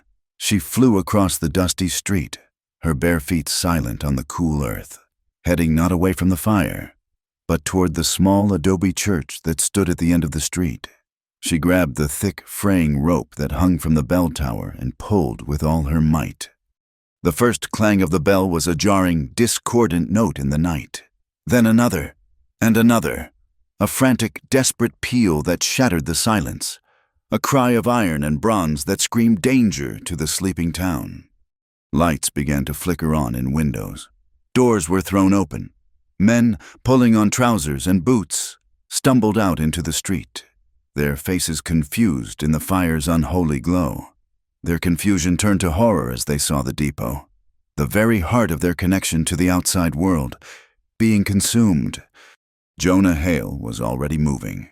He had been sitting in the dark in his rented room, cleaning the Colt he was no longer authorized to carry, when the orange glow had filled his window. He needed no bell to tell him what it meant. He was pulling on his boots when Eliza's summons began to ring out. He did not grab the pistol. He did not have a badge. He was just a man, and his town was burning. He arrived at the scene to find chaos. A disorganized bucket brigade was already forming, men shouting orders that were lost in the roar of the fire. Jonah moved through them, his presence alone a calming influence. He was no longer the sheriff, but for years he had been the center of every crisis, and the habit of looking to him was too strong to break. "From the well," he commanded, his voice cutting through the noise. "Form 2 lines, 1 to pass the full buckets, 1 to pass back the empty ones, Caleb. You take charge of the north side." He saw his former deputy, looking lost and ineffective, and gave him a direct order, forcing him into a position of responsibility. But Jonah knew a bucket brigade would not be enough. The fire was already too hot, too fierce. The real danger was inside. "The steam boiler on the locomotive," a railroad engineer yelled, his face pale with fear. "It is sitting on the siding, right next to the warehouse. If the pressure builds, it will blow." Jonah's head snapped around. The engine was barely visible through the smoke and flames, a great black beast trapped in a cage of fire. He started toward it, his intentions clear. "You cannot go in there," a man shouted, grabbing his arm. "You do not even have your badge." Jonah just looked at him, his gray eyes glinting in the firelight.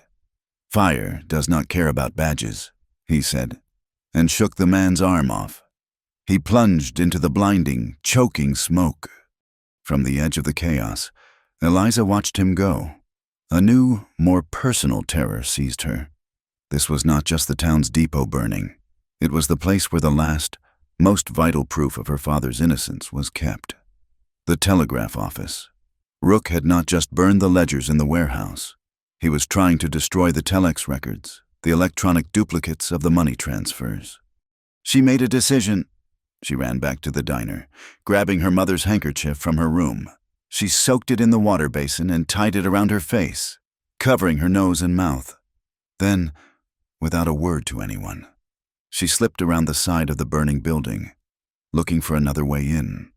Inside the inferno, Jonah fought his way toward the locomotive. The heat was a physical blow, blistering his skin and searing his lungs. The air was a toxic soup of smoke and steam. The rails glowed a dull, menacing red.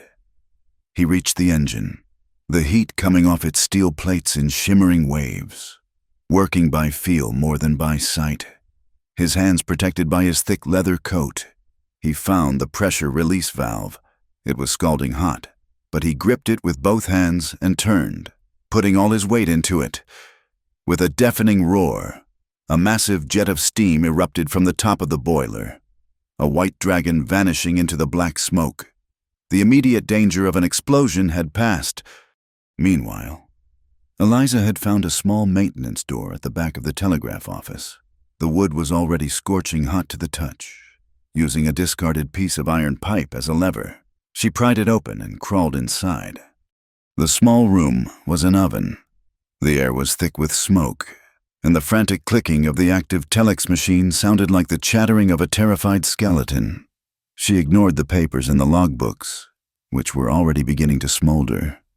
She went straight for the machine itself and began to carefully unspool the long, thin ribbon of paper tape that held the saved record of all incoming and outgoing messages. It was her father's coded ledger, translated and transmitted by wire. It was the key. Just as she had gathered the last of the tape, a deep, groaning crack echoed from above. The main roof beam, eaten through by the fire, was giving way. Jonah was on his way out, his eyes streaming, his throat raw. When he saw her, A small figure, silhouetted against the flames in the telegraph office doorway. "Eliza!" he roared, a sound of pure disbelief and terror. He ran toward her, ignoring the burning debris that was beginning to rain down around them. He reached her just as the massive, flaming beam began to fall. There was no time to run. Acting on pure instinct, he threw himself at her, pushing her to the floor and covering her body with his own. The world collapsed on top of them in a cataclysm of fire, smoke, and splintering wood. The weight was immense, driving the breath from his lungs. A piece of the burning timber landed on his outstretched arm, the pain a white-hot flash that shot through his entire body. He smelled burning wool, and then the sickeningly sweet scent of his own seared flesh. But he did not move. He held himself above her, a human shield, taking the full force of the collapse. The dust and smoke slowly began to settle. They were alive, trapped in a small pocket of space under the wreckage. Eliza coughed, her body trembling. She was unhurt. She looked up at him, his face inches from hers, grim with pain but fiercely protective. She could see the smoldering fabric of his coat sleeve, could smell the burn. She reached up and touched his face, her fingers tracing the line of his jaw through the soot. "Do not die," she whispered, her voice a ragged, breathless thing. "I have not paid you back for the flowers yet." He looked down at her, and in the fiery, hellish light, a slow, pained smile touched his lips. They were pulled from the wreckage minutes later by a group of stunned townspeople who had seen them go down. The tide of public opinion, which had been turning against them for weeks, shifted in that single, dramatic moment.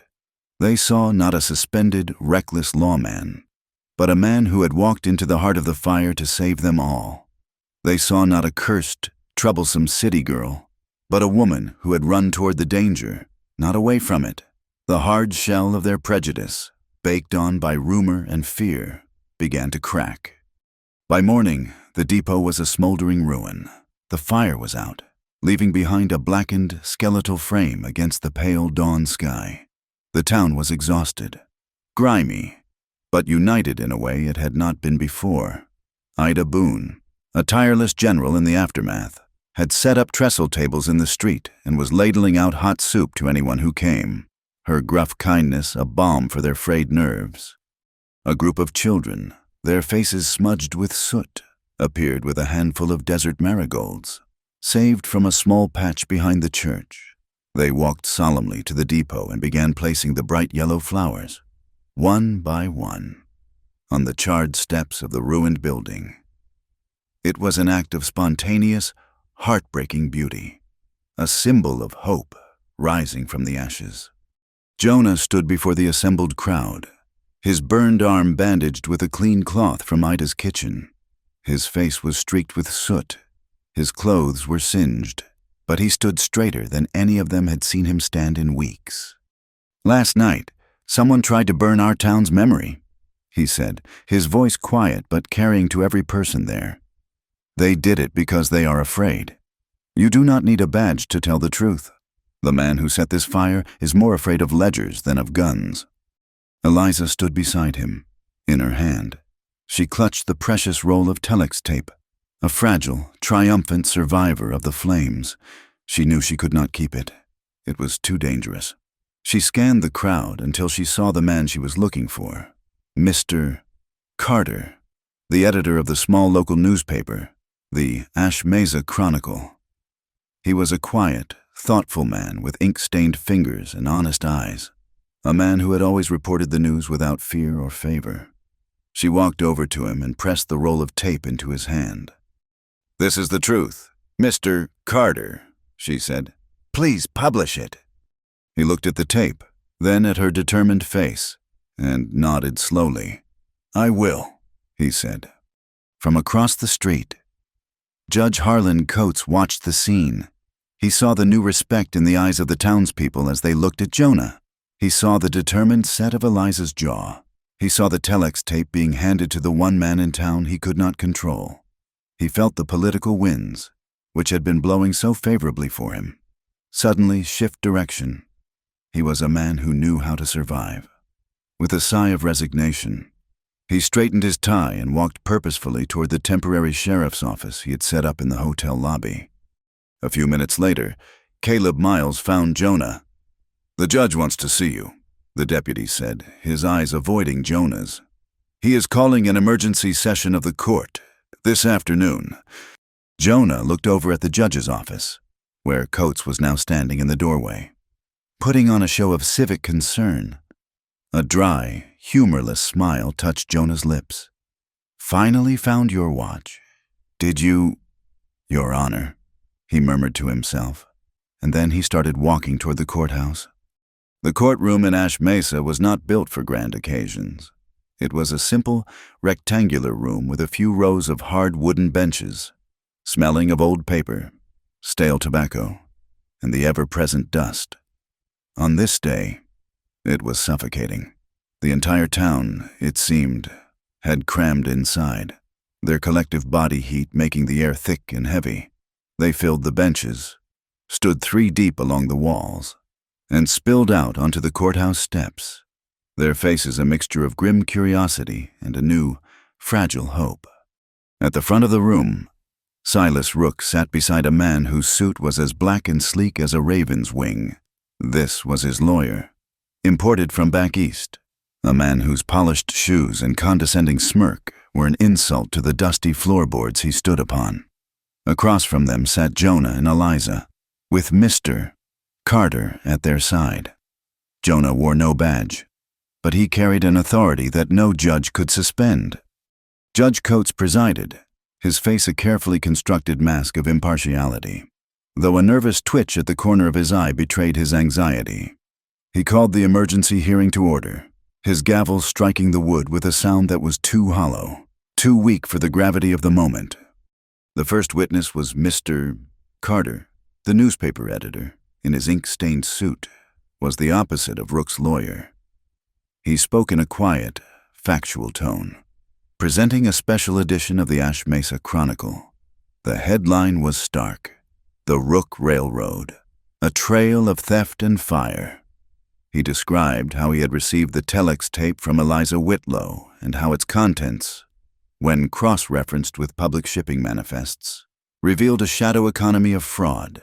He held up the fragile paper ribbon, the sole surviving evidence from the fire, for the court to see. Then, Judge Coates called Eliza Whitlow to the stand. A hush fell over the room as she walked to the witness box, her steps steady, her back straight. She clutched the small wooden badge in her pocket, its smooth, familiar shape a source of strength. Rook's lawyer began. "Miss Whitlow," he said, his voice dripping with false sympathy. "You are the daughter of Thomas Whitlow, a man currently incarcerated in St. Louis on charges of embezzlement. Are you not?" "My father is an honest man who was framed," Eliza said, her voice clear and firm, ringing with a conviction that surprised everyone, including herself. The lawyer smiled. "Of course, and you have brought us this curious document," he said, gesturing to the telex tape. "You claim to understand its meaning." "I do," she said. "It is my father's accounting system." For the next hour, she held the courtroom captive. She explained the simple, elegant code her father had devised. "It is a language of logistics," she explained, her voice gaining confidence. "The arrows correspond to the direction of the train and the day of the week, matching the railroad's own internal schedule. The dots and dashes that follow are not random. They are telegraphic code for numbers, for amounts of money being transferred from my father's bank into a series of accounts owned by shell corporations. And every one of those corporations, if you trace it back far enough, is owned by one man, Silas Rook." She laid out the trail of corruption, clear and undeniable, a path of stolen money that ran parallel to Rook's iron rails. When it was Rook's turn to testify, he was a picture of wounded dignity. He denied everything. He portrayed Eliza as a hysterical, grief-stricken daughter, willing to invent any fantasy to save her criminal father. He painted Jonah as a disgraced lawman with a personal vendetta, a man who had become obsessed with him. Then they called Deacon Pike to the stand. His face was still bruised, and one of his eyes was swollen, a visible reminder of his last encounter with Eliza and Jonah. He lied with a cold, reptilian ease. "Sheriff Hale has had it in for Mr. Rook since he arrived in this territory," Deacon said, looking directly at the townspeople. He saw a successful man and was consumed by jealousy. He used this woman, filled her head with stories, all in an attempt to ruin a good man's name. Judge Coates looked ready to dismiss the entire proceeding. "This court has heard a great deal of speculation," he began, "but very little in the way of corroborating evidence." "The court has not heard from all the witnesses," a voice boomed from the back of the room. Ida Boone strode down the aisle, her face set in a grim line. In her hands, she carried not a weapon, but her thick, flour-dusted account ledger from the diner. On the stand, she opened the book. "I am a simple woman," she said, her voice resonating with an unshakable honesty. "I run a diner. I buy flour and bacon and coffee, and for the past year, I've been forced to buy it all at prices set by Mr. Rook's railroad. He calls it a territory surcharge. I have the invoices to prove it." She then turned to a new page in her ledger. "But I also keep a record of what the independent freighters charge, the ones Mr. Rook is trying to run out of business. His prices are exactly double, to the penny. It is not business. It is extortion." She slammed the ledger shut. The sound echoed in the silent courtroom like a gunshot. Before the judge could recover, Jonah spoke. "I would like to call one more witness, Mr. Silao." The old Navajo man entered the courtroom, his presence a quiet, powerful rebuke to the frantic legal maneuvering. He stood before the court, his ancient eyes missing nothing. He did not speak of ledgers or telegraphs. He spoke of the earth and the sky. "The canyon has a mouth," he said in his slow, deliberate English. "On the night the moon was a sliver, the iron horse came from that mouth. It moved like a snake, with no lights. It did not carry the things a train should carry. It carried stolen cattle." He then described the route the train took, a route that was not on any map, but one that perfectly matched the destination points in Thomas Whitlow's ledger.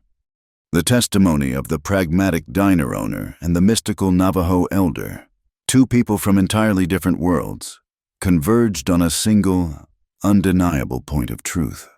A low murmur swept through the crowd. The foundation of Rook's defense had been shattered. Jonah now turned his attention to the witness stand where Caleb Miles had been called to testify about the night of the ambush. The young deputy was sweating, his eyes darting nervously around the room. Jonah's questioning was quiet, almost gentle. "Deputy, you were present at the shootout at Canyon Spur, were you not?" "Yes, sir," Caleb stammered. "I came as backup." "And you fired on the suspects?" "Yes, I tried to stop them." "Tell me, Deputy," Jonah said, his voice hardening slightly. "What was our tactical situation? Did we have a good vantage point?" Caleb, desperate to appear knowledgeable and helpful, took the bait. "It was a good spot, Sheriff, mostly, except for that blind spot, down by the mouth of the canyon. They could have been hiding there all along." Jonah paused, letting the words hang in the hot, still air. He turned to face the crowd, then the judge. "A blind spot," he repeated, his voice dangerously soft. "That is interesting, because in my official report of the incident, a report I filed before my suspension, I made no mention of any blind spot. In fact, the only other person who knew about that specific tactical vulnerability was the person standing right beside me on that ridge."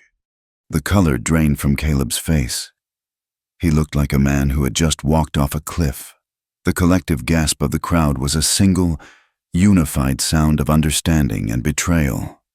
Judge Coates began to pound his gavel, his face flushed. "Order, this is speculation, this is not procedure." But it was too late. The town had rendered its own verdict. "Resign!" a man shouted from the back. The cry was taken up by others. "Remove him, we want justice." The force of their outrage, suppressed for so long, finally broke free. The people of Ash Mesa were taking back their town. As the chaos reached its peak, a new figure appeared in the courthouse doorway. He was a tall, stern-faced man with a drooping mustache and a silver star on his chest that was larger and more ornate than the one Jonah had worn. "United States County Marshal," he announced, his voice silencing the room. "I have a federal warrant for the arrest of Silas Rook and Deacon Pike for conspiracy, theft of federal property, and interference with interstate commerce." He held up the official papers. "And another warrant for Deputy Caleb Miles for aiding and abetting." For Silas Rook, it was the end. The intricate web of power and influence he had spent a lifetime building had just been torn apart by a ledger, a diner owner, and an old Navajo. His polished composure finally cracked. With a guttural roar of pure rage, he pulled a small, silver derringer from a hidden pocket in his vest. Eliza screamed. Jonah did not hesitate. He was no longer a lawman, but he was and always would be a protector. He moved with the explosive speed she had seen on the trail, launching himself across the space between them. He tackled Rook, sending them both crashing to the floor just as the small pistol fired with a deafening crack. The sound was shockingly loud in the enclosed space. Eliza felt a violent shove as someone pushed her to the ground. She heard the bullet whine past her ear. Then she felt a sharp, stinging blow to her chest, as if she had been struck by a hot stone. She looked down, expecting to see blood.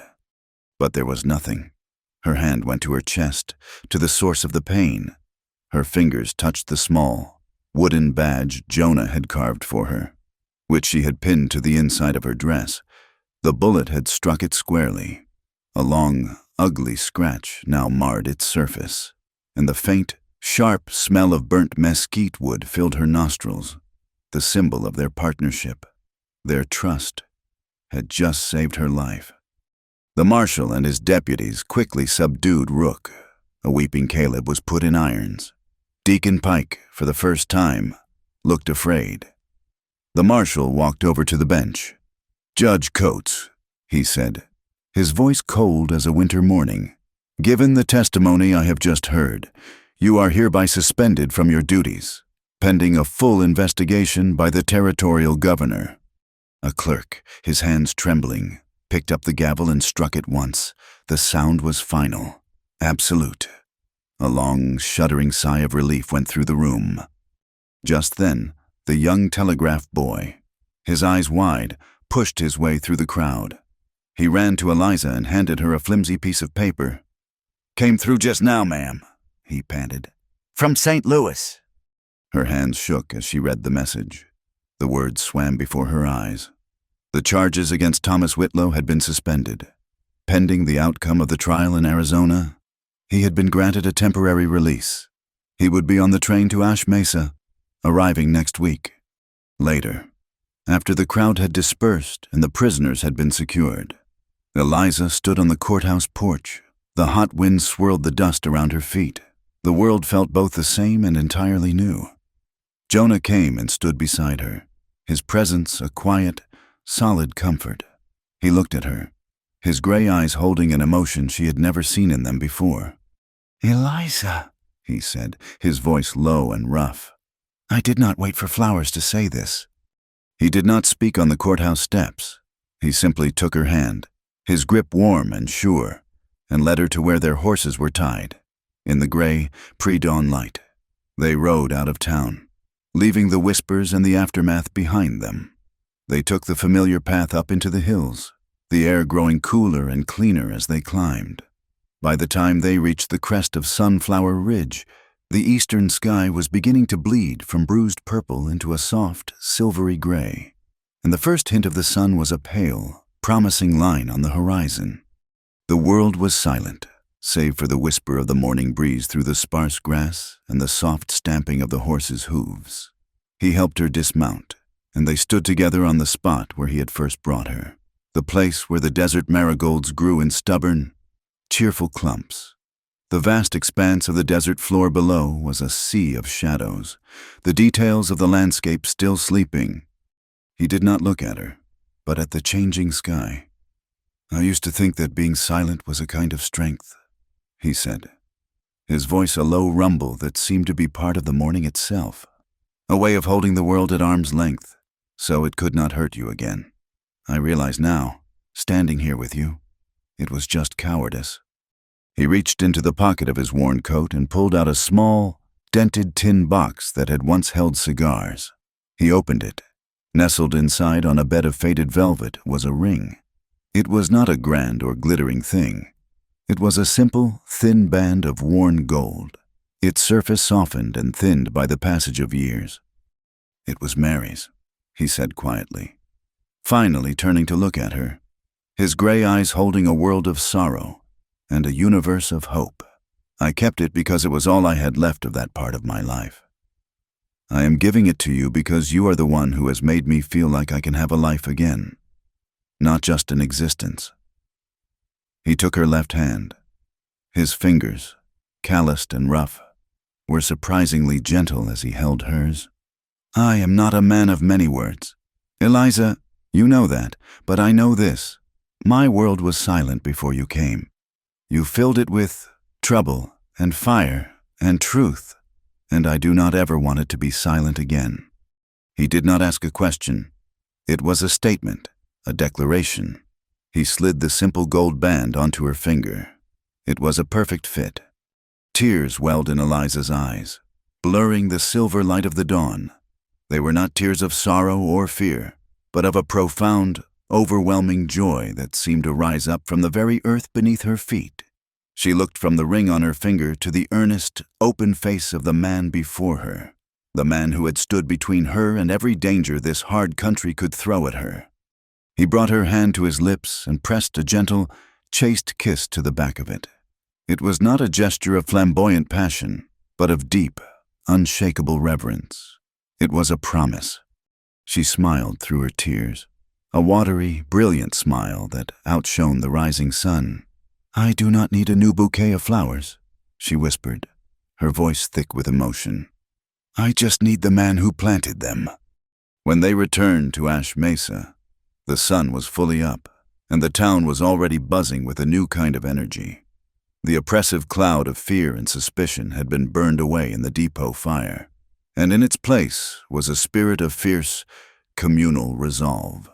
A small army of volunteers was already at the site of the ruined depot. The sounds of hammers and saws filled the air as men, their faces grim but determined, began clearing the charred debris and laying the foundations for a new structure. They were not waiting for the railroad or the territory to rebuild their town for them. They were doing it themselves. Mr. Carter found Eliza. She was helping Ida unload a wagon of fresh supplies. Eliza, he said, pushing his spectacles up his nose. When the new depot is built, it is going to need someone to run the post office and telegraph station. Someone honest, someone who knows how to keep a proper ledger. He gestured to the townspeople working together. This town has found its voice. It needs someone to be its memory, to keep its records straight. I cannot think of anyone better qualified. From the exiled daughter of a supposed thief to the official keeper of the town's pulse, the journey had been a trial by fire.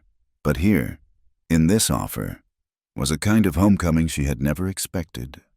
Later, in the kitchen, Ida pushed a heavy, leather-bound book across the table toward Eliza. It was the master ledger for the sunburnt skillet. I am getting too old to squint at numbers, Ida said, though her eyes were as sharp as a hawk's. And you have a better head for it than anyone I have ever met. The books are yours to manage. Officially. Eliza looked at the older woman, her heart full. Ida had been her first and fiercest defender. Thank you, Ida, for everything.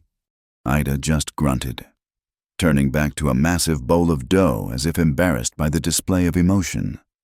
This place runs on flour and bacon, she said, punching the dough with a mighty fist. But it stands on honest words and straight accounts. Do not you forget it. The U.S. County Marshal officially reinstated Jonah 2 days later. He stood before the assembled townspeople, the silver star once again pinned to his vest. It looked the same. But the man wearing it was different. He was no longer a man just doing a job. He was a man who understood his place in the heart of the community he served. "I will wear this badge for as long as you will have me," he told them, his voice carrying in the clear desert air. "I wear it for you, but if I ever have to give it up again, know this: I will still do the work." The people cheered, not for the badge, but for the man. The news of her father's imminent arrival filled Eliza with a trembling mixture of joy and apprehension. She was deliriously happy that he was free, that he was coming to her, but she was also nervous. How could she possibly explain the woman she had become? She had left St. Louis a sheltered, grieving girl. She was now a woman who had faced down gunmen, survived fires, and found love on a wind-scoured hilltop. She was the bookkeeper for a diner and the future postmistress of a town that had first scorned her and then embraced her. Would he even recognize his own daughter? The evening before the train was due, the town threw a party. It was not a grand affair. Someone produced a fiddle, and another man a guitar. Lanterns were strung across the main street, casting a warm, festive glow. Ida and the other women of the town laid out long tables of food. It was a celebration of survival, of a community that had been tested and had not broken. Jonah, to Eliza's immense amusement, was a terrible dancer. He was stiff and awkward, counting the steps under his breath and moving with the graceless concentration of a man trying to defuse a bomb. "You shoot much better than you dance, Sheriff," she teased, her hand in his as he tried to navigate a simple waltz. He looked down at her, a rare, easy smile on his face. "Dancing with you, Eliza," he replied, pulling her a little closer, "is a long-term assignment. I plan to get better with practice." As they danced, she saw a group of children tacking a freshly painted sign to the front of the diner, on a wide plank of wood. In big, wobbly letters, they had written, "Welcome home, Mr. Whitlow." And next to the sign, someone had placed a tin can filled with a bright bouquet of desert marigolds. The fiddler played a final, mournful note that hung in the cool night air. The party began to wind down. Jonah walked Eliza back to her room, his hand holding hers.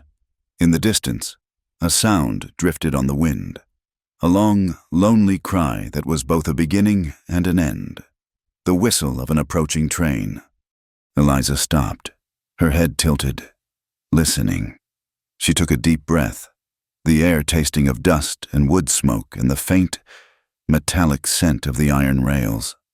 Her past was rushing toward her, but for the first time, she was not afraid. She squeezed Jonah's hand, her new family, her new home, standing solid and real beside her. She was ready. The morning broke cool and clear, a clean slate. The oppressive heat of the previous days had given way to a gentle breeze that carried the scent of damp earth and distant sage. A new light fell upon a new town. The Ash Mesa Depot stood once more, not as a replica of the old, but as something stronger, built from the shared will of its people. The raw, unpainted lumber smelled of fresh pine and determination. Above the main entrance, a newly carved wooden sign hung, its letters deep and clear. It did not say Ash Mesa Depot. It said, "Where justice keeps time." The town gathered, not in a fearful mob, but as a quiet, expectant family. They stood on the new platform, their faces turned eastward down the gleaming iron rails. Ida Boone was there, her arms crossed over a clean white apron. Mr. Carter stood with a stack of his latest newspapers tucked under his arm. The children who had placed the flowers on the charred steps were there, their faces scrubbed clean, their eyes wide with anticipation. Eliza stood at the front, with Jonah beside her. His presence was a silent, solid anchor in the swirling sea of her emotions. In her hand, she clutched a bouquet of desert marigolds, their yellow heads a burst of sunshine against the dark fabric of her dress. The first time she had stood on this platform, a man had waited with flowers in his hand, a stranger offering a lifeline. Today, she was the one who waited, the one holding the flowers, ready to welcome her own life back to her. A long, familiar whistle echoed from down the track. a sound that no longer held any loneliness for her. Only promise. The train appeared, a black speck growing steadily larger, its plume of white steam a triumphant banner against the blue sky. It slowed with a great and final hiss of steam and a groan of brakes, coming to a stop directly in front of the new depot. For a moment, nothing happened. Then, the door of a passenger car opened, and a man stepped down. Thomas Whitlow was thinner than Eliza remembered, the fine cut of his city suit hanging loosely on his frame. The silver in his hair had spread, and new lines were etched around his eyes. But those eyes, when they found his daughter, were as clear and bright as they had ever been, shining with a light that no prison cell could extinguish. He saw her, and his step faltered. He saw the woman she had become, standing tall and confident under the vast desert sky. And he saw the flowers in her hand. Eliza did not run. She walked toward him, her steps measured and sure. When she reached him, she simply held out the bouquet. He took it, his fingers brushing against hers. And then she was in his arms, her face buried in the unfamiliar roughness of his traveling coat, the scent of smoke and steel and freedom filling her senses. They did not speak. There were no words for the chasm of time and pain they had just crossed. There was only the solid, undeniable truth of their embrace. After a long moment, Thomas pulled back, his hands on her shoulders. He looked past her, his gaze falling on Jonah Hale. He looked at the quiet, steady man standing behind his daughter, at the unadorned vest where a badge should be, and he understood everything. He did not offer a handshake. He simply gave a small, sharp nod, the silent acknowledgement of one old soldier to another, a recognition of a debt paid and a duty honored. He looked around at the new depot, at the faces of the townspeople watching them with open, honest sympathy. He looked at the vast, unforgiving, and beautiful land that stretched to the horizon. "I sent my girl away," he said, his voice rough with disuse but clear as a bell. "It turns out Ash Mesa sent her back to me." "Mr." Carter stepped forward then, a proud smile on his face. He handed a copy of the new Chronicle to Thomas. The headline was writ large in bold black ink. "Rook convicted. Ash Mesa stands tall." A spontaneous cheer went up from the crowd, a release of all the tension and fear they had held for so long. Jonah raised a hand, not to silence them, but to temper their celebration. "We have won a great victory today," he said, his voice carrying over the crowd. "But remember this, justice is not a destination you arrive at. It is a long road you have to walk every single day." His words were a reminder that their work was not over. It had just begun. In the days that followed, a new rhythm established itself. Eliza, with her father's quiet blessing, made her decision. Her life was no longer in St. Louis. It was here, in the dust and the sun, with the people who had become her family. True to Carter's word, she took charge of the new post and records office in the depot. It was a bright, airy space, filled with the clean smell of new wood and fresh ink. Next to it, Ida Boone had opened a small annex of the Sunburnt Skillet, a place where travelers could get a hot meal and a cup of coffee. Eliza's domain was a place of letters and numbers, of facts and figures. Ida's was a place of flour and bacon, of sustenance and comfort. One side fed the mind, the other fed the body, and together they formed the new heart of the town. On the wall behind her new desk, in a simple wooden frame that Jonah had made, hung the small, mesquite badge he had carved for her. The ugly scratch from Rook's bullet was still there, a jagged line across the smooth wood. She had not tried to sand it out. It was a reminder that love and justice were not fragile things to be kept under glass, but strong, resilient things that had been tested by fire and had emerged, scarred but unbroken. Her love for Jonah was not a thing of grand pronouncements or dramatic gestures. It was a quiet, steady force, built of small acts of service. It was the way he checked the locks on her office door every night before he went on patrol. It was the way she made sure a hot pot of coffee was always waiting for him, no matter how late he returned. They had learned that family was not just a matter of blood, but of the people who stopped to listen when the rest of the world turned its back. The people who brought you a lantern in the storm.